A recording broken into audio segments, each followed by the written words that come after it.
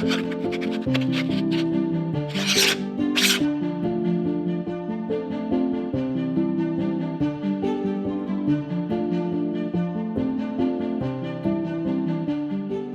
I went and picked up the new Sirui 35mm t2.9 anamorphic lens. I did pay for this lens. This was not gifted to me, and this is my first time using it. Now I think I'm in focus right now based off the focus peaking, but I'm not 100% sure. So I'm gonna just kind of come in and out right here. You tell me.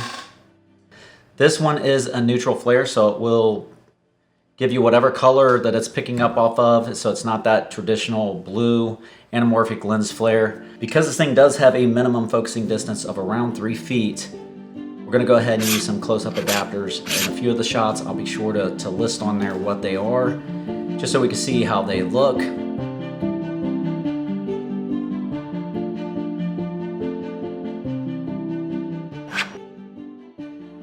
I'm really curious to see how this thing's gonna look, so I'm just gonna go around in my studio here. We'll film a couple things. Let me show you what I've been working on. So I finally got around to installing a backdrop. My plans is to use this for my thumbnails. We'll see though.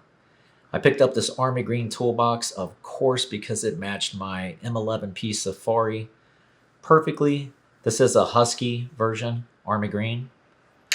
Now I am using a diopter set here, and I did use a step-up adapter. Let's go ahead and start with the most powerful, the +10.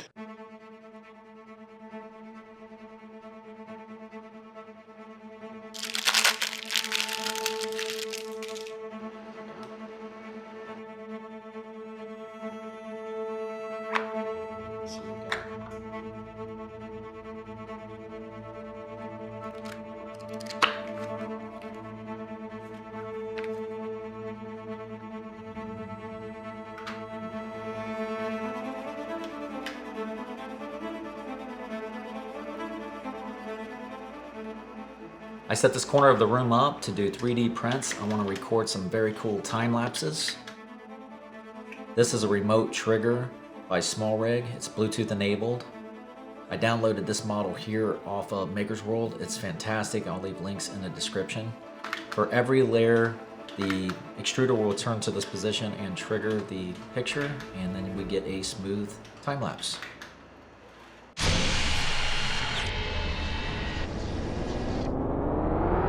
So what does 3D printers and cameras have in common? You can build your own cameras and take pictures like these.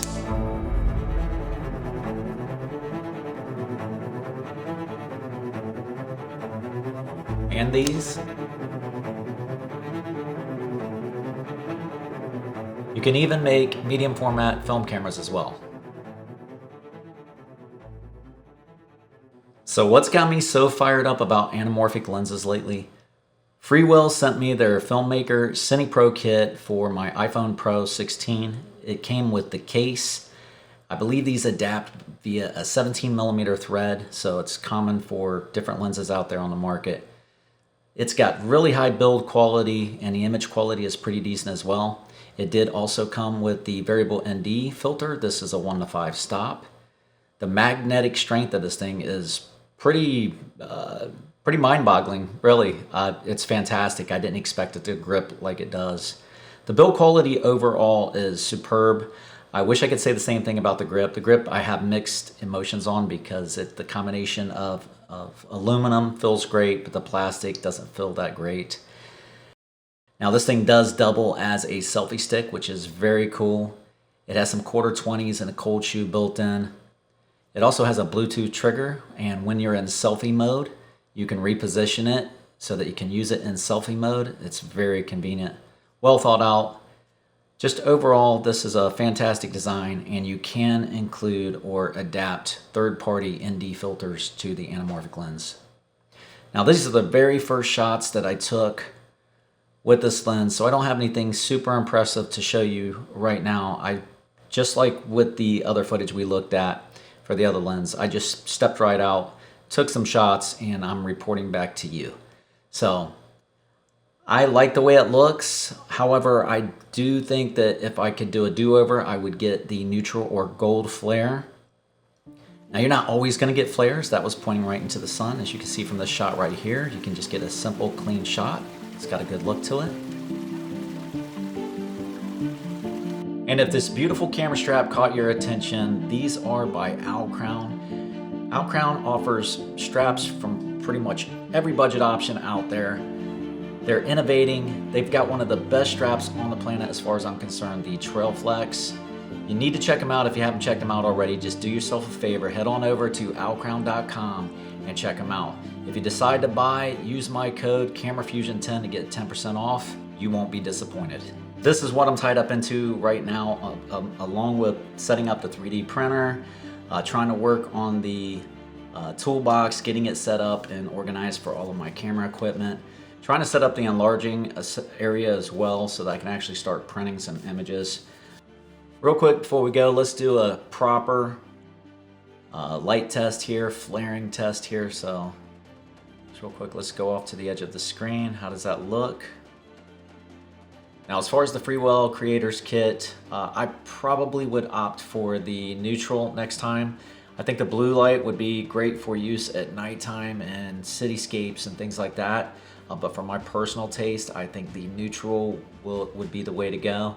So I just want to make sure you were aware that the neutral is available for it. I'm not sure if you're aware of the system that was in the toolbox there. That's part of the Gridfinity system. Now, the holder for the notebooks I did design myself. It's a very cool system. You can do cutouts for pretty much anything. So I'm going to make cutouts for my lenses and camera accessories to fit down in, and everything will have its nice little cubby hole to fit into. So that's part of what I use the 3D printer for. The second part is, of course, for the cameras, but not only that, any prototyping for accessories or anything like that. And I'm only saying this so if you're interested in it, I would say go for it, give it a shot. It's very inexpensive. You can start with a $200, $300 printer setup and get going. And if you don't want to design and don't feel like you can do that, there are so many things available online to download and print out. Even camera related, there's tons of camera accessories, battery cases, you name it. There's all kinds of stuff out there. It's just a fun hobby, part of what I want to incorporate into the channel. Let me know if that's something you guys want to see as far as the making of the pinhole cameras and the camera accessories.